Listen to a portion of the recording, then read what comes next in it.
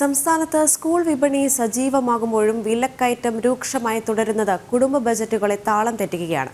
ബുക്കുകൾക്കും ബാഗുകൾക്കും അടക്കമുള്ള പഠനോപകരണങ്ങൾക്ക് കഴിഞ്ഞ വർഷത്തേക്കാൾ ഇരട്ടി വില. തലസ്ഥാനത്തടക്കം ന്യായവില മാർക്കറ്റുകൾ സജീവമെങ്കിലും പൊതുവിപണിയെ അപേക്ഷിച്ച് വിലയിൽ വലിയ മാറ്റമില്ലെന്നാണ് പൊതുവികാരം. അധ്യയന വർഷം ആരംഭിക്കാൻ ഇനി ദിവസങ്ങൾ മാത്രമാണ് ബാക്കി. കുട്ടികൾക്ക് ആവശ്യമായ പഠനോപകരണങ്ങൾ സംഗ്രഹിക്കുവാനുള്ള അവസാനഘട്ട ഒരുക്കത്തിലാണ് രക്ഷകർത്താക്കൾ. സംസ്ഥാനത്ത് തുടരുന്ന വിലക്കയറ്റം സ്കൂൾ വിപണിയെയും കാര്യമായി ബാധിച്ചു. ഇടത്തരം സ്കൂൾ ബാഗിന് മാത്രം 500 രൂപയ്ക്ക് മുകളിലാണ് വില. പഠനോപകരണങ്ങൾക്ക് പുറമെ വാട്ടർ ബോട്ടിൽ, തുണികൾ, ചെരുപ്പ്, കുട എന്നിവ കൂടിയാകുമ്പോൾ ഇത് വലിയ തുകയാകും. സ്കൂൾ വിപണിയിലെ വില വർധനവ് ഏറ്റവും കൂടുതൽ ബാധിക്കുന്നത് ഇടത്തരം കുടുംബ ബജറ്റുകളെയാണ്.